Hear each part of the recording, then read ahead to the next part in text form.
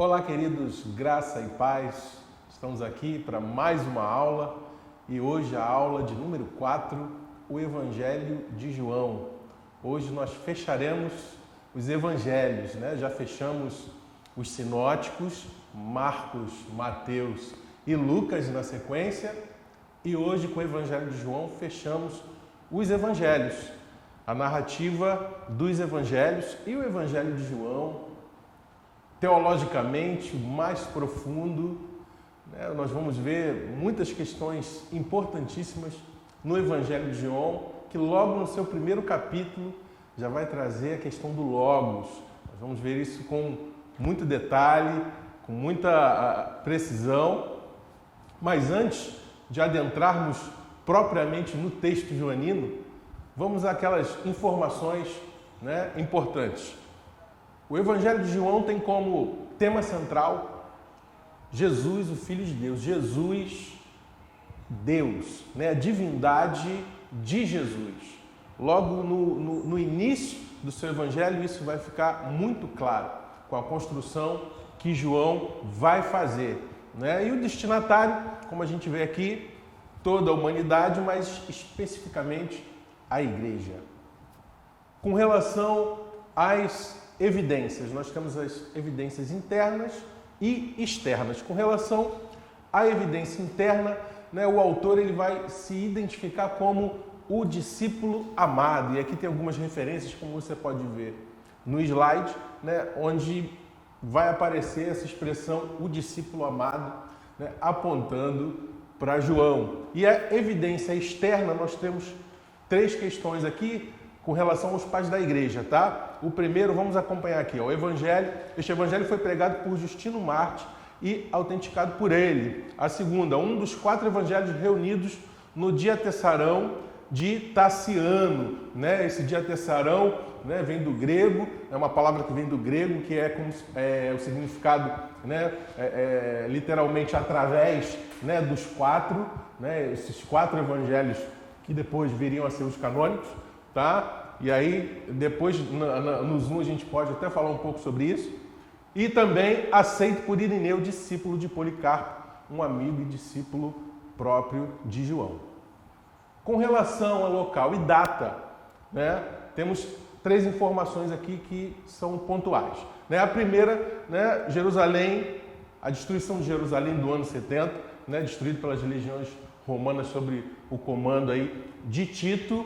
Né? Isso vai, a própria construção do Evangelho de João e tudo, né, as informações ali, principalmente a questão gnóstica, docetista, né, vai mostrar que teria sido realmente num período após o ano 70.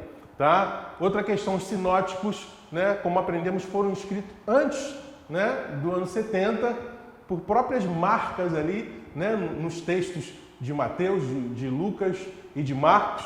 Tá? Porém, o Evangelho de João não, justamente por isso que eu falei, né? Questão docética ali, questão gnóstica, que seria, né, muito forte depois do ano 70. Tá? Então, a data aproximada aí seria 85, 90, tá?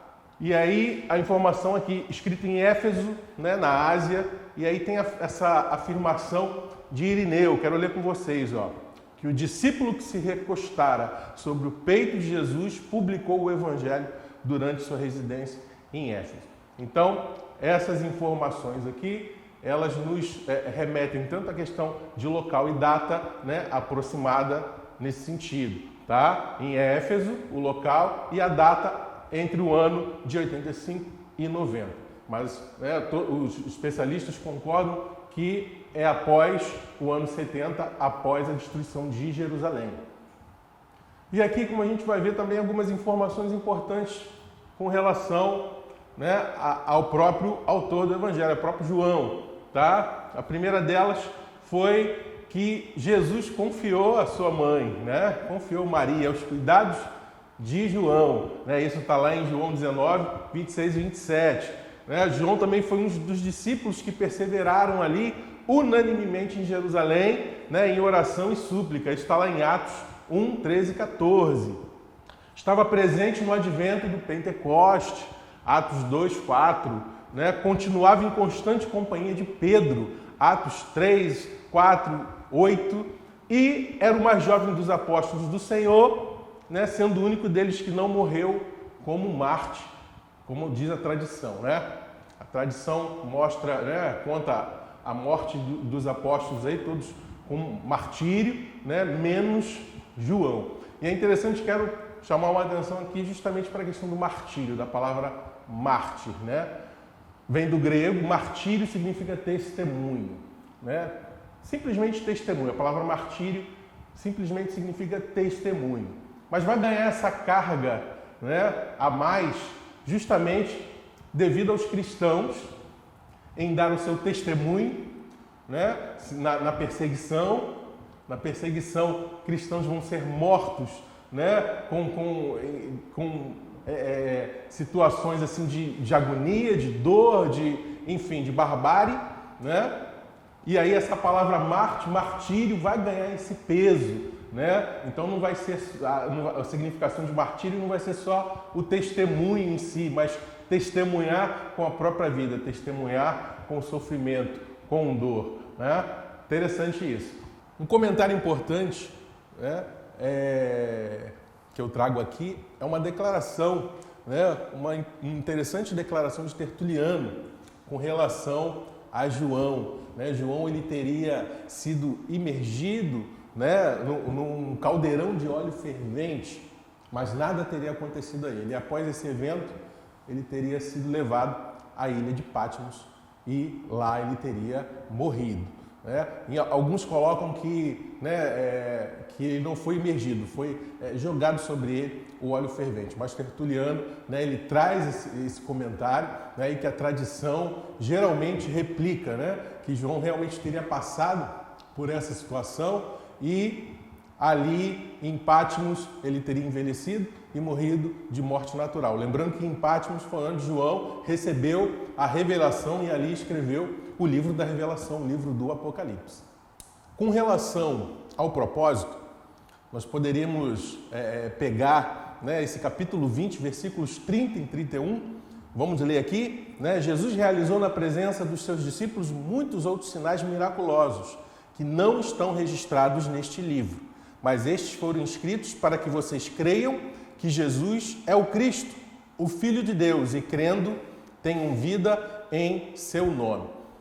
No texto joanino, como eu disse, desde o primeiro capítulo, nós vamos verificar essa intenção de João, de mostrar Jesus como Filho de Deus, Jesus sendo o próprio Deus. Né? João vai ser o evangelho onde essa questão de atestar a divindade de Jesus vai ser muito mais forte e muito mais abundante do que qualquer dos outros evangelhos, tá bom? E inclusive eu trouxe justamente os textos para a gente analisar e ver essa questão. Mas antes da gente entrar no texto propriamente, né, mais algumas informações que eu acho importantes.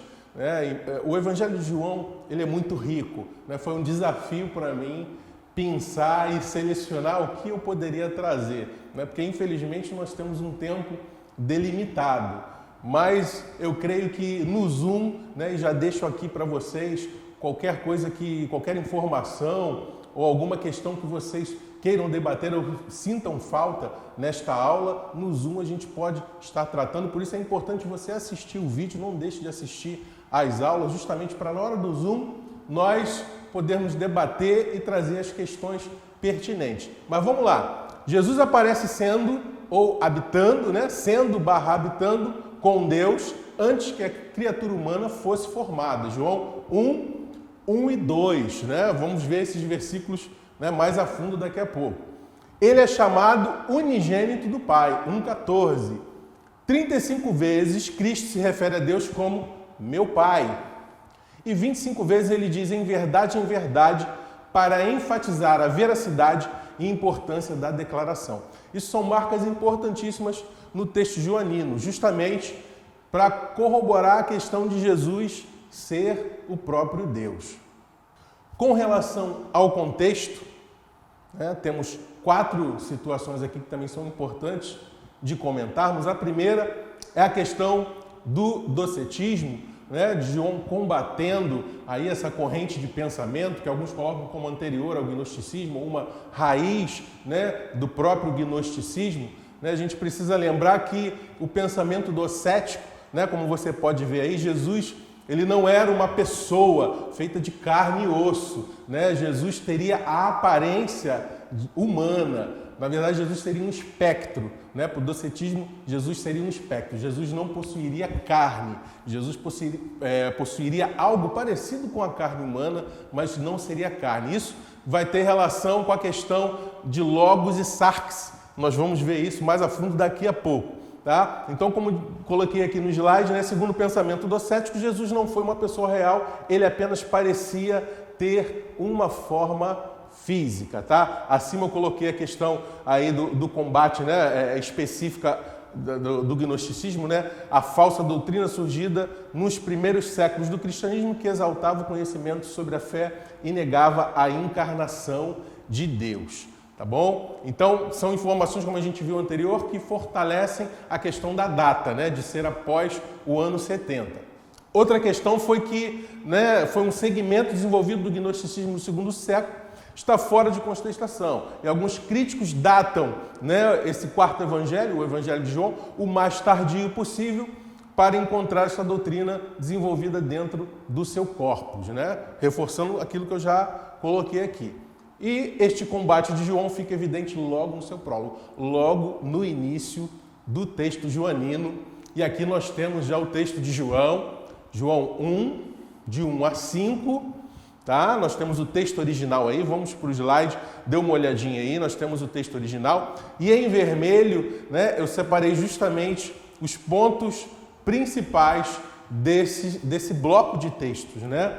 Então nós temos a primeira frase em vermelho ali, Theos en ho logos, que era Deus era o verbo, né? E aí a questão do logos, ela é muito profunda, né? O logos, né, no pensamento grego, logos é que tudo rege, né? Tudo é em função do logos. Tudo acontece a partir do logos, né? Falando de uma forma mais simples, né? mais simplificada, né? O logos rege todas as coisas, tá? Então João já traz logo, né, de início, fazendo essa ponte com esse pensamento da questão do logos, né? Deus era o verbo, Deus era o logos, né? Logos que pode ser traduzido como palavra, como verbo, como discurso, porque o termo logos, a expressão logos, né, o conceito de logos, ele é muito amplo, né? Ele é muito amplo para ser debatido, né? De repente eu vou colocar um material específico para tratar dessa questão do logos propriamente, né? Mas aqui a gente já vê logo de início, né? Deus era o logos, tá? Depois eu separei aqui, né, 3 verbos, embora eles estejam em tempos distintos, que é o egêneto, né, de vir a ser, nascer,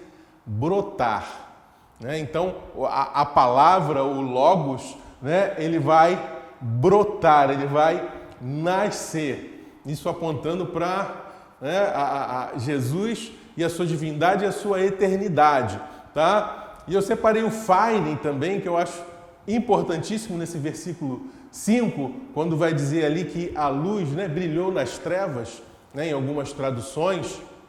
Só que esse brilhou, no original a gente vê algo muito mais profundo, né? De faino, de forma sobrenatural, que não se pode explicar, fenomenal, né? Esse verbo faino, da raiz de faine, né? Da raiz de faino, que deu a palavra fenômeno, fainômena, né? Então aqui essa luz, ela surge de uma forma inexplicável, ela surge de uma forma fenomenal, né? Porque a gente lê na nossa tradução e a luz brilhou nas trevas. A gente pode associar com uma luz, né, como a gente está acostumado, uma luz do sol, enfim, né, uma luz de uma estrela, mas não, é uma luz que não temos, né, como imaginar, não temos como dimensionar essa luz.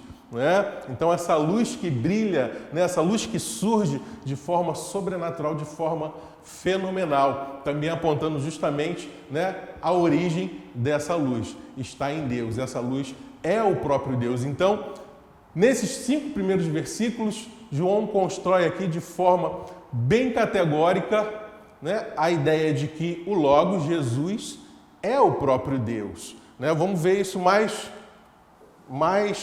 profundamente aqui, tá? E aí eu trouxe essa frase de Lutero muito interessante, muito importante também, né? Ele vai dizer assim: a falta de um artigo vai contra o sabelianismo e a ordem das palavras contra o arianismo. Por quê? Né? Nós temos aqui, por exemplo, o sabelianismo que encara esse início de João como e a palavra era o Deus. Né? E a palavra era o Deus, mas fazendo aí uma dicotomia, né?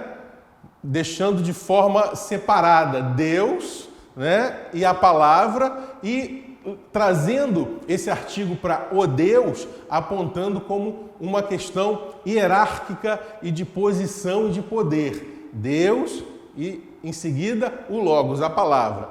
No arianismo, já vai ter um outro pensamento, né? E a palavra era um Deus, vai trazer aí um artigo indefinido, também apontando para essa questão de poderio e de hierarquia, mas de uma forma ainda muito mais, rebaixando ainda muito mais, né, de certa forma, a figura do Logos, a figura de Jesus. Vai ser um Deus, como se fosse um Deus menor. E é interessante que os testemunhos de Jeová, eles se apropriam desse pensamento ariano, tá? Mas no texto está grafado Kai Theos en ho Logos, né? E Deus era a palavra. E aí no texto original o artigo não está com a palavra Deus, está com o Logos, né? O artigo não aparece com Theos, aparece com o Logos, justamente apontando a equivalência, apontando a mesma essência, Logos e Deus. Deus e Logos, eles não estão separados, eles se confundem, porque são a mesma pessoa. Uma pergunta, nessa época, como é que ficava o panteão grego? Está falando aí nos anos 70, 80, como é que a crença grega dos deuses... Não, nessa época... Já não tinha? Já 5 a.C., a questão da mitologia, dos deuses, já em Platão, já tinha... Já estava mais na questão do teatro. Não, o Logos é até anterior a Platão, né? E o Logos não tem nem uma ligação assim com a mitologia, não, né? O Logos vai aparecer com Heráclito. Heráclito vai trabalhar muito forte a questão do Logos, mas outros filósofos mais antigos começaram a trazer a questão do Logos, só que Heráclito, ele é que desenvolveu mais isso, né? Então, assim, o Logos não tem uma forma, né? O Logos não tem ele não é pessoal, né? Ele não é uma pessoa, né? Ele é também não é uma energia, né? Mas ele é um princípio. Não entendi. Alguém a ser cultuado também não? É como se fosse a essência de todas as coisas, né? Aí Platão trabalha, né, com a questão do mundo das ideias, né, com o real, e aí seria daí que o Logos, né, regesse todas as coisas, mas não tem uma pessoalidade, não. Tá? Não tem essa questão de uma adoração ao Logos. Não, é uma coisa mais apontada para o racional, né, para o pensamento, para a subjetividade. E a religião grega, ela é muito diversificada, né? Porque, assim, a característica própria ali daquela região, várias ilhas, você vai ter os vários dialetos, então, assim, vai ser uma briga muito grande ali de tentar a hegemonia, né? Tanto é que, até na questão da época mitológica mesmo, dependendo da região, vocês tinham aqueles deuses que eram os prediletos, então você vai ter diversos templos em vários lugares, né, para vários deuses, enfim. E aí, não vou nem entrar nisso para não vai descambar para outro negócio. Mas vamos lá.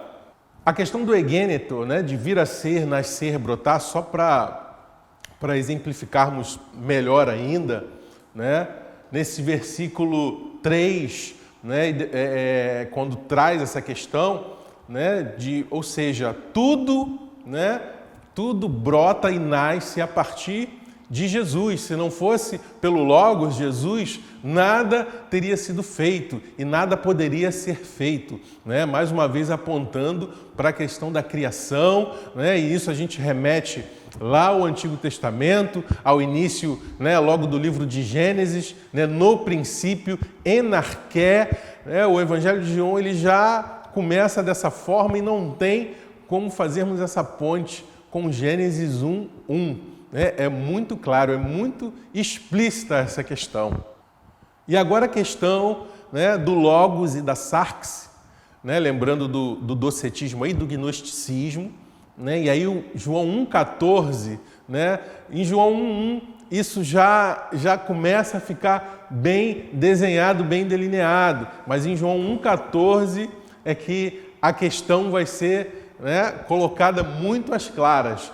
Logo no início aí, está em vermelho no slide, kai ho logos, sarx egeneto. Eu coloquei lá embaixo, ó, literalmente, e o logos, carne se gera, se faz. Então, é importante essa questão do egêneto, que é esse nascer, brotar, gerar, porque não é uma transformação, não é um transmorfo, seria transmorfo a palavra, e não é isso que acontece aqui. Então, não é que o Logos se transforma em carne, A ideia que a gente tem no texto é que a partir do Logos, se faz carne, a carne surge, a carne se materializa, e aí a gente consegue entender, melhor essa questão de Jesus ser 100% Deus, como a gente, sempre ouve e estuda, Jesus 100% Deus, Jesus 100% homem, E isso aqui, nesse João 1,14, nessa parte do texto, isso fica claro, porque do Logos, surge, nasce, se gera o Sarx, e aí mantendo toda essa ligação, ou seja, a Sarx que é gerada, ela não está desprendida do Logos, ela não é uma coisa fora do Logos ou que se separa do Logos, Ela é gerada, ela é feita a partir do Logos. Então a gente dessa forma compreende, um pouco melhor a questão da divindade de Jesus e da humanidade de Jesus. São coisas que não se separam. Outra questão, eu trouxe aí monogenos, a questão do unigênito, Aqui embaixo a gente vê o unigênito, o único gerado, E dando essa ideia de que é algo que não pode acontecer de novo, que não haveria a possibilidade de acontecer de novo.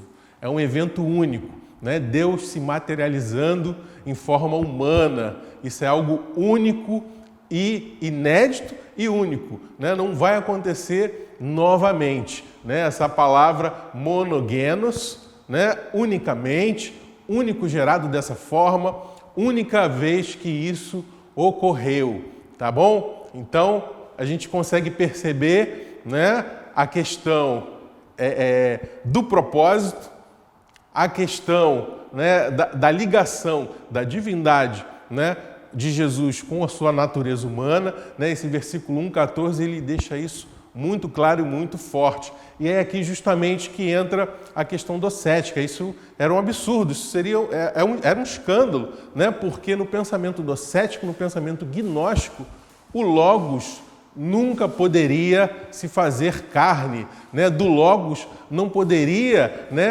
ser gerado carne, ser brotado ali, nascer carne do Logos, Porque na sarx, na carne, habita toda a corrupção, A sarx não pode ter relação, com o metafísico. Então, para o pensamento docético, isso era um absurdo. Então, logo no início de João, no primeiro capítulo, e aqui em 1,14, essa questão vai ser pontual. Categoricamente, João vai afirmar: Jesus, Deus, se fez carne.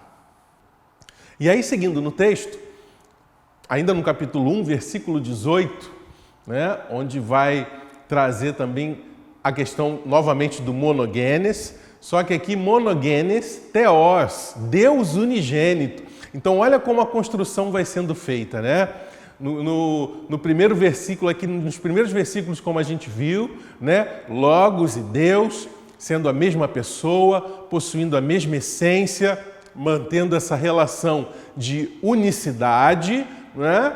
Depois no capítulo 14, no versículo 14, a questão, né, da sarx, o logos, né, gerando sarx e mantendo essa relação com a sarx, algo impensável e impossível no pensamento docético.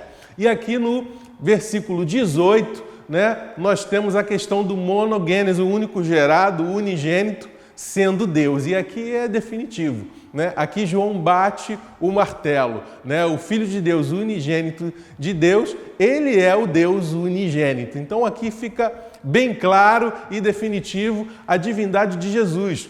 E é interessante que lá no final eu trouxe, né, não está aqui em vermelho, mas o último verbo ali, né, eu trouxe aqui no slide, exegesato, né, expor, mostrar, trazer para fora, é a mesma raiz de exegese, né? Nas nossas traduções, né, vai apontar como Jesus, né, mostrou quem é Deus para nós.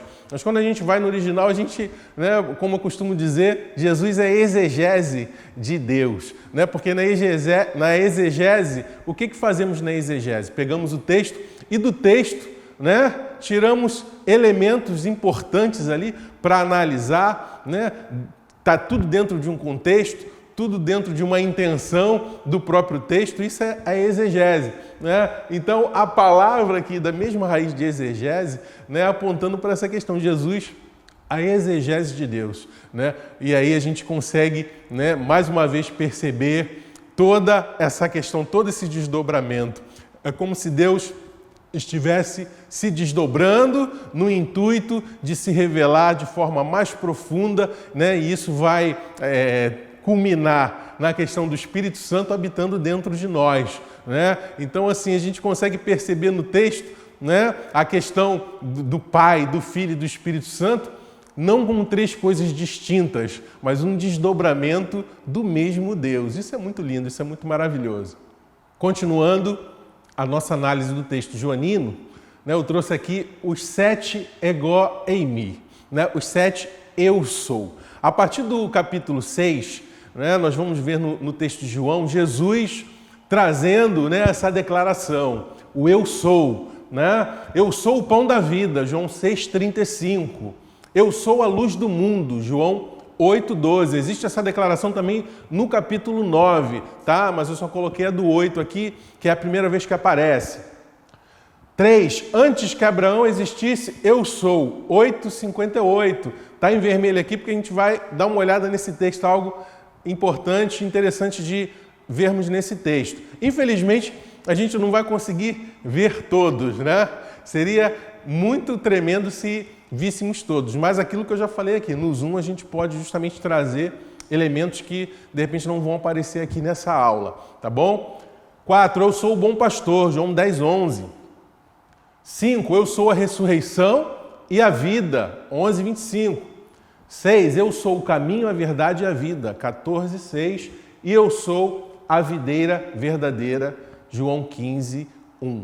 É importante lembrar, né? O eu sou, ego eimi, né? No hebraico, aniru, o eu sou, né? Todas as vezes em que Jesus traz essa declaração, né? Ela aponta justamente para a questão do eu sou lá do Antigo Testamento, né? Aponta para a questão do tetragrama, do nome de Deus, né? Então é a afirmação de Jesus, olha, eu sou Deus, de forma enfática, de forma categórica.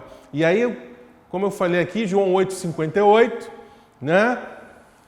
Jesus vai tratar naquela situação ali, né? Vai trazer o ego eimi, eu sou, né? Quando ele vai declarar ali, né?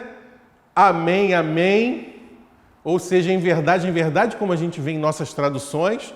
E aí lembra, né? A questão do em verdade, como eu já comentei aqui, justamente para trazer essa ênfase e essa veracidade naquilo que vai ser dito, que vai ser expresso em seguida, né? Então, o que a gente lê em verdade, é amém, amém, assim seja, né? Ganha um peso muito maior quando a gente olha para o original e vê que é amém, amém, né? Está apontando para uma verdade, né? Uma verdade categórica, não tem, sabe, não é uma possibilidade, né? Não é algo que está baseando, né? Numa opinião, é um amém, amém, né? É uma verdade que está diretamente ligada a Deus, é uma verdade inalienável, né? Então Jesus vai dizer amém, amém. Antes que Abraão existisse, eu sou, ego eimi, né? Nessa passagem Jesus diz, olha, Abraão viu o meu dia e se alegrou. Antes que Abraão existisse, eu sou. De forma categórica, Jesus, né, apontando para a sua divindade, para a sua eternidade, sua, né, ali, ó, ligação, unicidade com Deus, um com Deus, mas no sentido de ser o próprio Deus. Como eu falei, essa ideia, né, que a gente consegue perceber no Evangelho de João, Deus se desdobrando, né? Deus se desdobrando em Jesus e depois no Espírito Santo, né? 3 pessoas distintas, mas não separadas, né? 3 pessoas, né, agindo com propósitos específicos, né? Não vamos tratar aqui da questão da Trindade, mas no Evangelho de João isso fica forte, toda essa ligação, né? Jesus como unigênito do Pai, o unigênito Deus, né? Esse desdobrar de Deus, né? Mostrando a sua ação, mas também a sua unidade, né? A sua pessoalidade única em 3 pessoas, né? Algo que até hoje todos tentam explicar, todos tentam compreender, mas que é o grande mistério, né, que somente pela fé nós conseguimos contemplar. E isso é maravilhoso. E aí João 10, 28, também um texto importante, né, que eu separei aqui para a gente analisar. E aí eu trouxe também a versão aqui para a gente poder trabalhar melhor, né? Uma versão em língua portuguesa. Eu lhes dou a vida eterna e elas jamais perecerão. Para sempre, esse para sempre é um parêntese meu, tá? Ninguém as poderá arrancar da minha mão. Estou falando das ovelhas, né? As minhas ovelhas, né, ouvem a minha voz e me obedecem, me seguem, né? É essa passagem.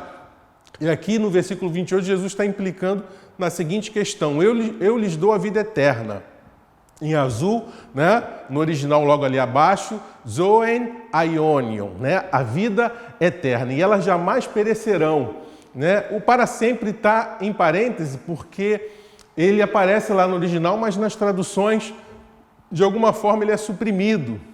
Né? Então, assim, no original seria essa questão de elas jamais perecerão para sempre. Né? Ou seja, Jesus está apontando, né, a questão de perecer aqui não é a questão de morrer nessa vida. Né? Está apontando para a eternidade, está apontando para a morte eterna. As suas ovelhas, elas não morrerão eternamente. As suas ovelhas viverão eternamente, é a vida eterna, é o que está logo no início, né, do versículo ali. Eu lhes dou a vida eterna. Né, e isso vai implicar, né, em não estar, né, na morte eterna, em não fazer parte da morte eterna.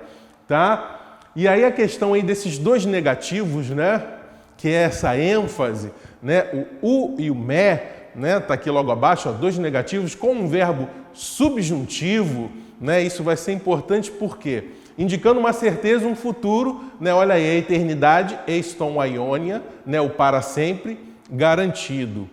Qual é a beleza aqui no texto? É que Jesus está usando, né? Aqui o texto, João está usando um verbo no subjuntivo. A gente sabe que o subjuntivo é uma possibilidade, não é uma certeza, né? Mas Jesus usa aqui 2 partículas negativas para enfatizar uma certeza no subjuntivo. Olha o que isso vai implicar, queridos. Vamos pensar aqui, né? E aí, eu não vou entrar aqui, né, na questão da eleição e da predestinação, mas esse texto aqui, ele é muito bom para a gente compreender muitas coisas a respeito disso, né? Justamente pela sua construção, né? Jesus está apontando para a eternidade, Jesus está falando, olha, eu dou a vida eterna, elas jamais perecerão, né? Ninguém poderá arrancar elas da minha mão, né? Mas é um texto subjuntivo, é uma possibilidade. Então, na construção aqui do original, eu vejo que a ênfase, né, desses 2 negativos né, usados aqui no texto, vai apontar justamente para a questão de Jesus e essa garantia que ele dá. Olha, de forma alguma, as minhas ovelhas são arrebatadas de mim. Né? A gente vai ver isso aqui, o arpácei aqui, nós vamos ver logo em seguida. Né? Mas Jesus está implicando nisso. Olha, as minhas ovelhas, né, eu dou a vida eterna a elas e elas de forma alguma, é impossível, né? Elas não vão perecer, isso é impossível. Morte eterna para elas é algo impossível e arrancar da minha mão, tirar de mim, é impossível. Né? E aí a gente começa a pensar, né, uma questão aí.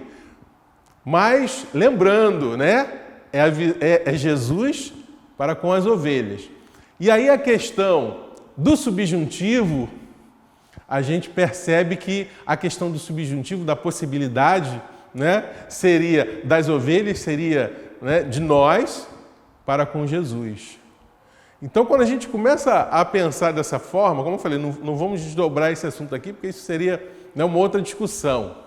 Mas a gente consegue, de certa forma, equilibrar, né, e chegar meio que num equilíbrio dessa briga de quem acha que, né, salvo uma vez, salvo para sempre, ou não, ou sim, a salvação pode ser perdida, né? Fica naquele embate, mas a gente vê que é uma questão muito mais de adequarmos, né, a nossa posição e o nosso ponto de vista, né, de onde estamos e de quem somos.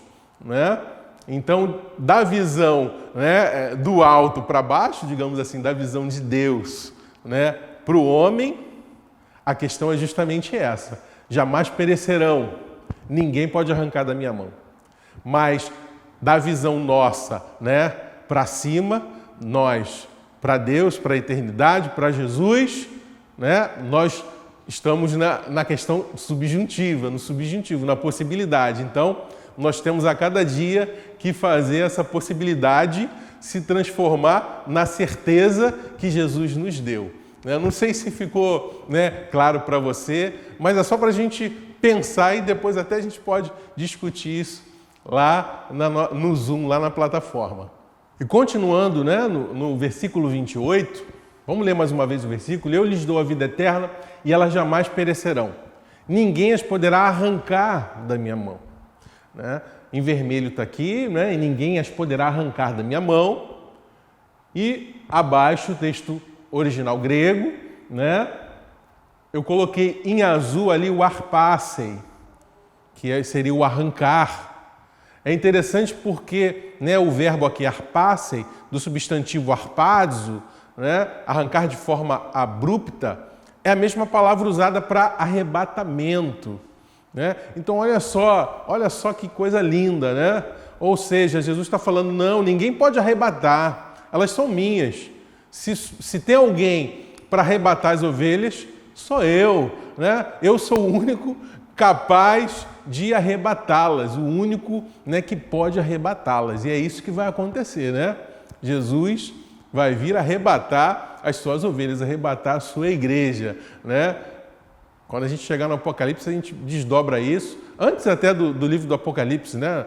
Em epístolas paulinas, ali a gente vai ver Paulo tratando dessa questão, tá? Mas aqui isso fica muito lindo, né? Jesus falando, não podem arrebatar, porque quem vai arrebatá-las sou eu, né? E isso a gente vai ver no decorrer, né, do Novo Testamento. Isso é muito lindo, né?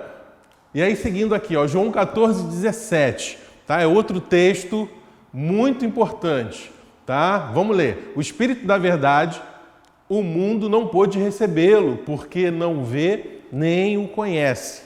Mas vocês o conhecem, pois ele vive com vocês e estará com vocês.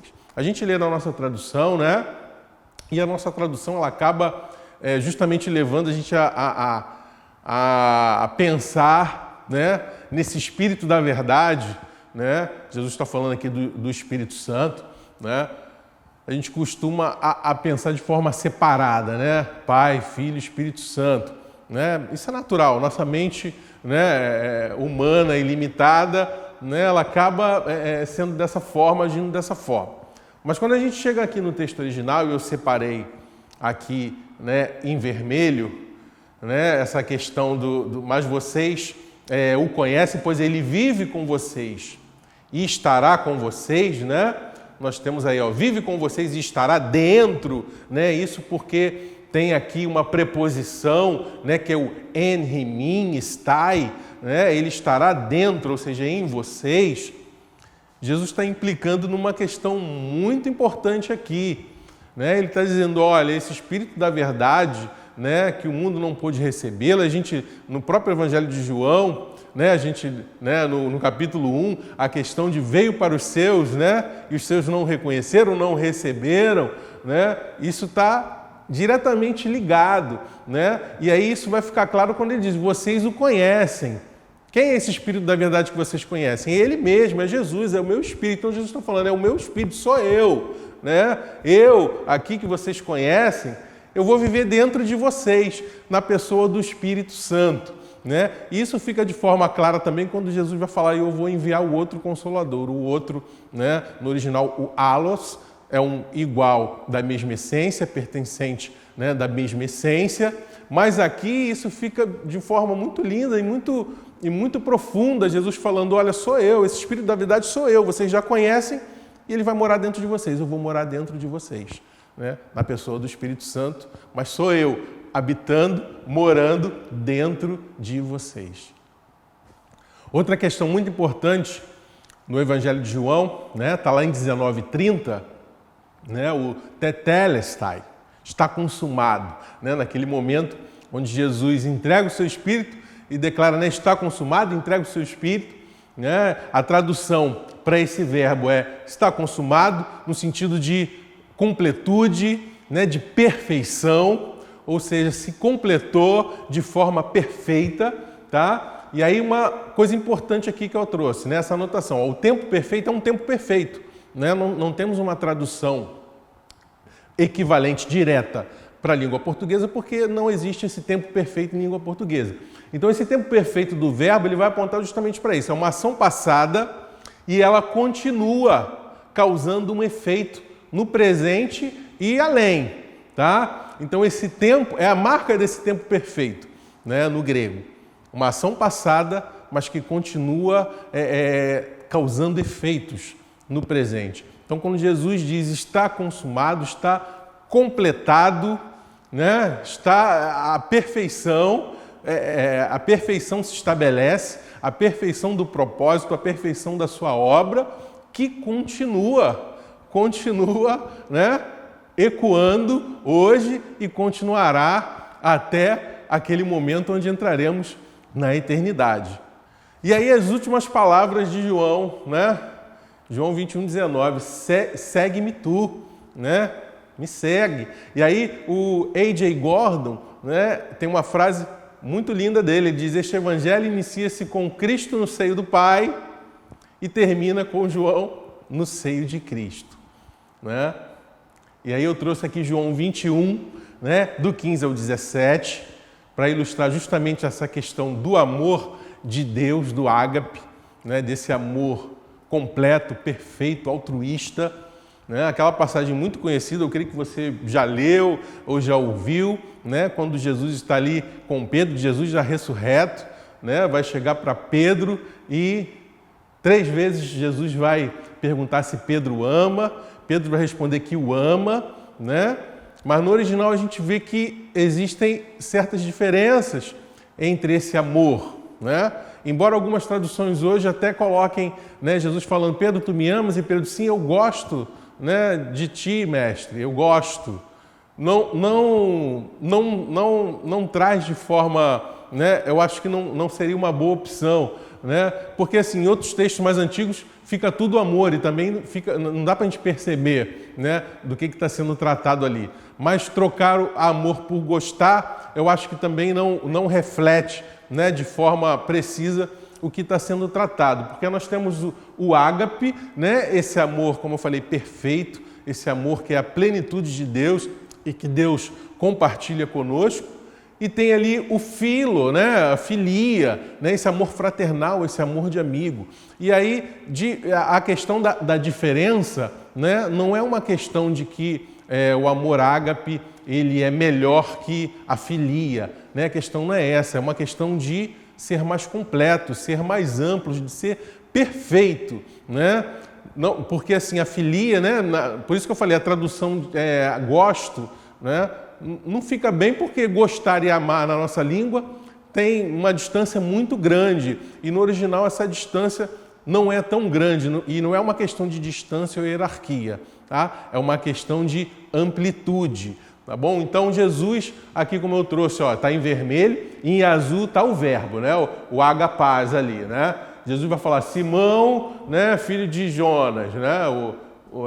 Me amas, né? Agapaz me, e Pedro, né, respondendo ali, Nai, Kyrie, sim, Senhor, né? Eu te amo, né? Si oidas hot filo, né? Eu te amo, mas usando a filia. Jesus vai perguntar novamente, né? Da mesma forma, agapaz me, né? Me ama usando o ágape.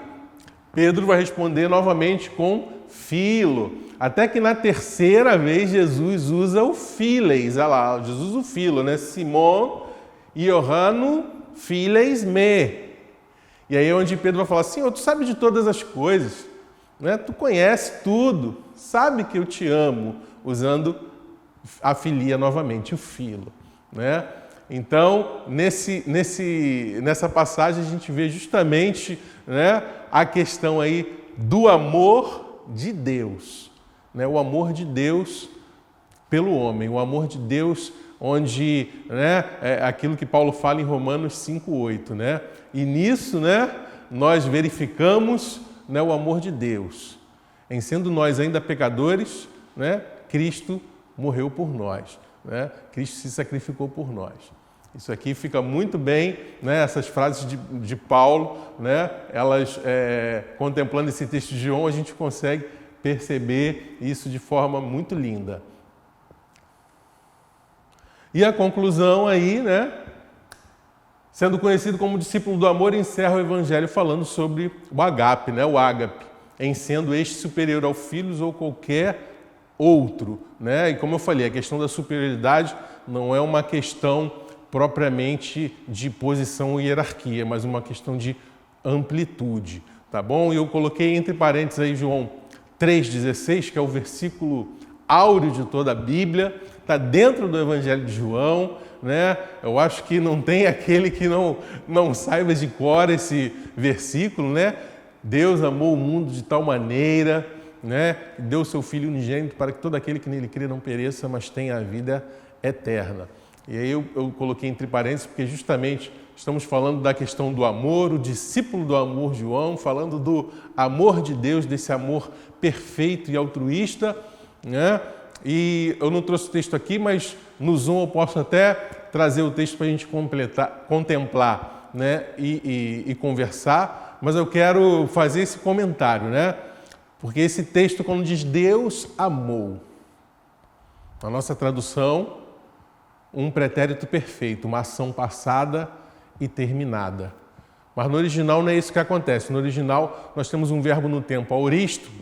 O aoristo seria um tempo sem horizonte, sem marca, uma ação passada, um tempo passado sim, mas onde não existe uma marca, onde não se identifica onde iniciou. E uma ação que ainda passada, que ainda não terminou. Né? Diferente do tempo perfeito, onde é uma ação passada e que reverbera, né, ainda hoje e continua reverberando, o aorista é a ação passada que ainda continua acontecendo e não tem uma marca dessa ação terminar. Então, esse é o amor de Deus, né, que começa onde não conseguimos delimitar e marcar onde começa esse amor e que continua acontecendo e não temos uma marca lá na frente que possamos dizer vai acabar ali ou vai acabar naquele tempo, né? O tempo aoristo, sem horizonte, sem marca, tanto no passado quanto no futuro, apontando para a eternidade desse amor perfeito e altruísta de Deus. Amém? Espero que você tenha gostado dessa aula, né? E aproveite aí para você trazer, né, no nosso encontro aí na plataforma, questões que de repente você achou que não ficou muito clara, né? Professor, olha, essa questão aqui eu vi, o senhor comentou isso e eu não entendi muito bem. Leve para a plataforma, né? Ou pastor, professor, tem essa questão aqui que o senhor não falou, eu acho importante no texto de João. Traga também. Então, por isso é importante você assistir a aula, né? Então, assista a aula, faça as anotações, traga para as discussões pontos importantes, pertinentes. Amém? Um abraço, fiquem com Deus, até a próxima aula.